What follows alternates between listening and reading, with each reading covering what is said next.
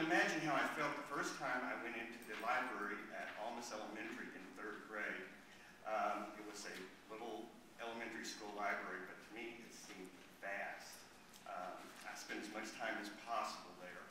I had a feeling I could find anything I wanted in the world of books in that library, which was about the size of this room, maybe. I was on a kick in elementary school where I read those children's biographies that are called things like, Thomas Edison, Boy Inventor, Patrick Henry, Boy Patriot, where the premise of the book was always, whatever the person became famous for, they were from the very beginning. So you'd read the book and you'd picture Benjamin Franklin, bald and in his bifocals and flying a kite with 3 feet tall. But my heart was always in fiction.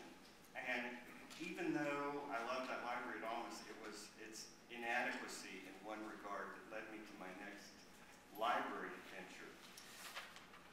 In about 4th grade, I think it was, a boy named David Hirsch gave a book report on a book called Freddie Plays Football. Freddie was a pig. Freddie was a pig who could talk, as can all animals, at least in the world of Freddie the pig. And Freddie was multi-talented. He was a detective, he was a newspaper publisher, he was a poet, a philosopher. I'm glad to say that those books have been reprinted again and again. Yesterday we celebrated my brother's birthday and I gave him Freddie the Magician, which he asked for on his birthday list. And there's a group called Friends of Freddie, and I'm glad to have my early love of these books validated by how much they've endured. But Freddie Mania swept the school after this one book report. It was so well received. And we read all the Freddie books in the Almas library. After a while, my friend Robert Morrow, who was always more adventurous than I was, decided that we should go in search of other Freddie books. So, at the age of 11, we got on the city bus and rode to the San Pedro Branch Library, which was a few miles from our house. The San Pedro Branch Library, when I've gone back to it years later as an adult, looked again about the size of this room. But when we ran off the bus and ran into that library, it seemed enormous. We were pretty sure they had every book there was. And we ran up to the librarian's desk and we skidded to a stop and opened our mouths and said nothing because we both realized at the same moment that we were pretty sophisticated young men of 11 and we were about to ask where the Freddie the Pig books were, which were pretty sophisticated books, but if all you know about them is that they're about Freddie the Pig, it doesn't sound that good. So we stood there silently for a second when I had a flash and I asked the librarian where we could find books by Walter R. Brooks. I remembered the author's name. And that was one of my first glimmers of the people behind books. Almost as soon as I knew that there was such a job as being a writer, I knew that's what I wanted to do. And it was this hunt for the elusive great book that I was on so much of the time that I think led directly to my being a writer. And by great book, I don't necessarily mean literary classic, I mean great read, fun book, And I read so much that I started trying to guess how the story was going to come out, what the next twist in the story was going to be. And sometimes I liked my guesses better than what actually happened in the story. So pretty soon I was writing stories myself at a pretty early age, although there's some controversy over that. Several years ago, I had an interview in the newspaper here in which I said I started writing stories in 5th grade. And a little while after that, I ran into my 4th grade teacher. And she said, no, you started writing stories when you were in my class. San Antonio is a small town. Always going to run into something. I read my first really good novel, Tom Sawyer. It was in one of those collections. I wasn't hypercritical, I liked Nancy Drew as much as, more than Ivanhoe certainly, and probably as much as Tom Sawyer. I wasn't critical. But Tom Sawyer did something for me that no book had done before, and not very many since. There's a scene early on where everyone's at the table, and Sid, the hated cousin who never does anything wrong, has knocked over the sugar bowl, and Tom is so happy because waiting for Aunt Polly to come to the table. And when she does and sees the spilled sugar, she immediately boxes Tom's ears. And then she's told that Sid did it, and she refuses even to apologize. She said, well, you didn't get a lick amiss, I reckon. You probably did something else that I hadn't caught you at. And Tom was so outraged by this that he went into the other room and no one could cheer him up for the rest of the evening. This is a quote. And such a luxury to him was this petting of his sorrows that he could not bear to have any worldly cheeriness or any grating delight intrude upon it. It was too sacred for such contact. When I read that, I realized two things. I realized I had felt exactly like that, and it was a strange emotion, you know, being happy over being sad, enjoying being miserable, that when I did have a glimmer that I felt that way, I thought I must be the only person who had ever felt that way because it was so strange. So Tom Sawyer told me two things. It told me about that emotion and that I wasn't the only one who had felt it. And I think that's one of the best things that good writing can do, is explain our own emotion to us and tell us that we're not the only ones. These envelopes started arriving at my office that were hand addressed. Inside were these very strange collections. This man would get business cards from people and he would copy them all together and make sort of collages of business cards. Some of them had sort of a narrative, and sometimes he'd write to me. His pet project was that he had supposedly started a foundation, the object of which was to supply rocking chairs to all the libraries in America. Which sounds pretty good, right? Rocking and reading. And he never asked me for money, but he would see, for example, that I was speaking at a Friends of the Library event, and he would assume I was a big supporter of libraries, and he would write to me. And then he started actually showing up at my office a couple of times, which concerned people. Because as I said, this was 10 years ago, 2001. The first of these arrived in the era of anthrax. Anthrax, right after 9/11.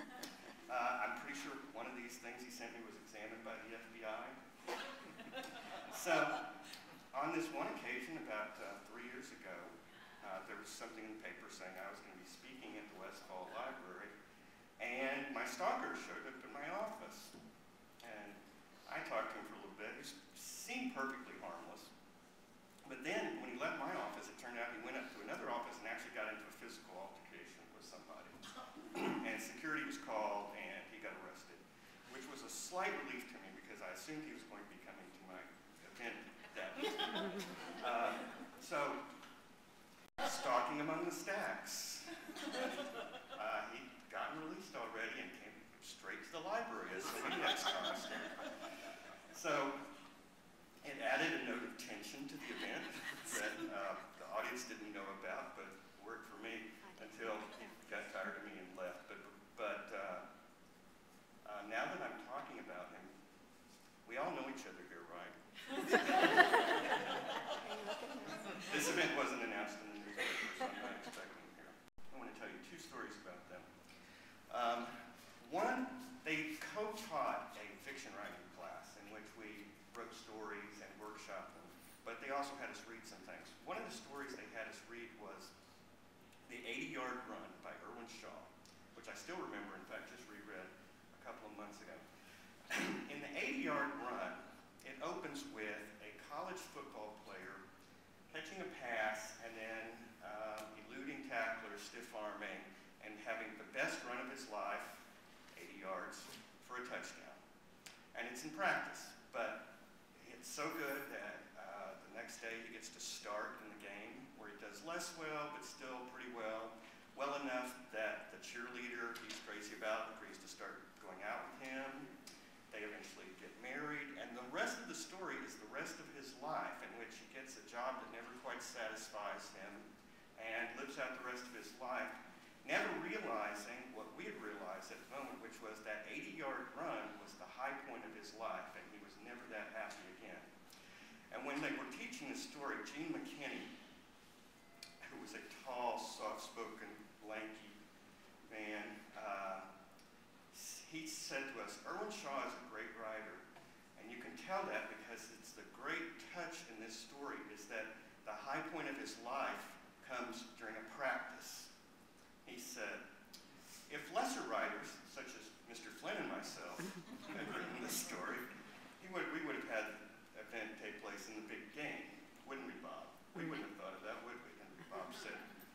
You wouldn't have. But I think I might have. I really enjoyed being taught by them. And Gene McKinney also told us a story about his early days as a playwright. In the 1950s, he had a play produced on live television in New York, which they did, in the early days of television. And one of the actresses in his play was Margaret Hamilton, the Wicked Witch of the West. In those days, he said, having a play on live television was just like having a play open on Broadway. He was in New York. After it's over, you go to a party somewhere and you wait for the early reviews to come in, which it was the 1950s. There were probably 6 or 8 daily newspapers in New York.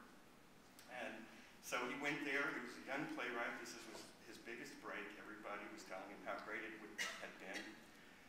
And then the reviews started arriving. And they weren't good. And a couple of people offered some encouraging words to him, but for the most part, people just drifted away. The producers left, the director left, the actors, everybody left until Gene McKinney was by himself. It was his big night in New York, and he just slunk back to his hotel room.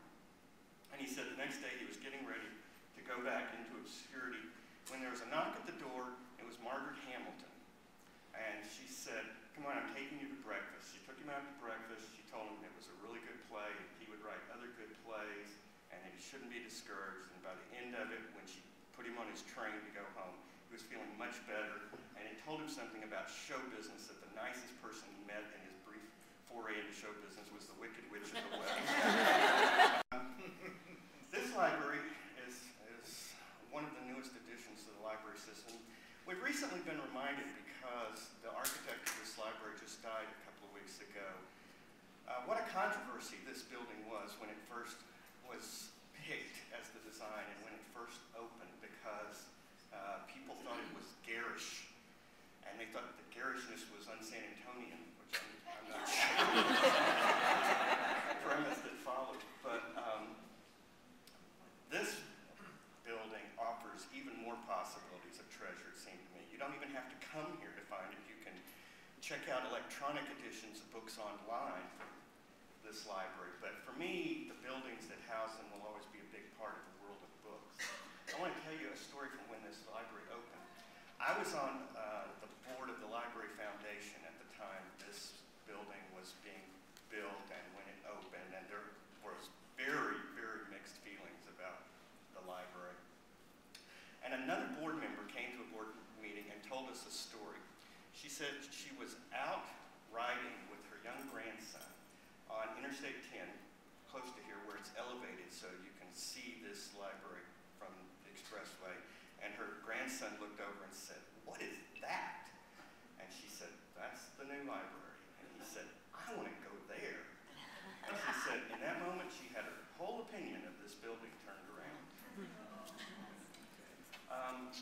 I want to conclude with one last story about one of my books, Milagro Lane, especially since the publisher is sitting here on the third row. Milagro Lane I wrote in a different way from any of my other books, and in a different way than almost any other writer has written a book. This was published, you might remember, in 2001 as in the newspaper. It was 2 chapters a week in the Express News. It appeared for about a year, and people thought that it was excerpts of a book that I had already written, but it was. I was writing it, and it was appearing after I wrote it. I mean, I would write a chapter, and 5 days later it was in newsprint, which is a really stupid way to write a novel, particularly a novel with a mystery component to it, because usually when you write a mystery, you get to chapter 14 and realize that something needed to happen in chapter 3 that you need to go back and stick in. Mine was in newsprint and on the website of the Express News chapter 3, so I couldn't go back and do any revising. But because of the way it was written, the first couple of months, it was a burden. I mean, it appeared every week.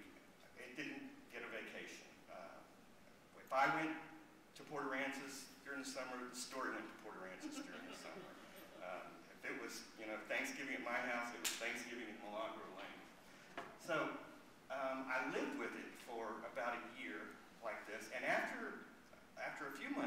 started becoming so immersed in this story. First of all, other people were pretty immersed in it too.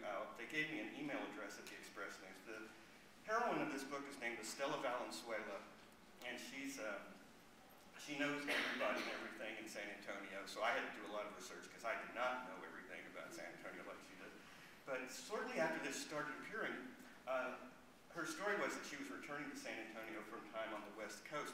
I got a long email from someone telling me that she had met Estela Valenzuela on her way back from San Francisco, described the whole evening to me, what a fun time they had, and I really didn't know who was kidding whom by the end of this email. But I had an experience when I was writing this. The title, Milagro Lane, is a phrase that Estela's mother, who was a well-known artist, in the story is a well-known artist, uses to describe inspiration. It's an imaginary small street that appears very rarely in San Antonio, but Estela's mother, after a good day of painting, Estela would come home to find her exhausted, and she said, I was on Milagro Lane all day. And I like to walk a lot, and especially when I'm thinking about what I'm writing. One day while I was writing this story, I was walking and thinking about the next segments of Milagro Lane, the kind of thing I used to think about other people's stories when I was a reader. I looked up, and I didn't know where I was, I promise you. And I was about 4 blocks from my house, and I didn't know where I was or which direction I was going. And I think for a few minutes, I was on Milagro Lane. So that's a new spin on losing yourself in a book. And I think Nancy said, thank you for coming to this garish building to see me. And Nancy said I might take a few questions if any.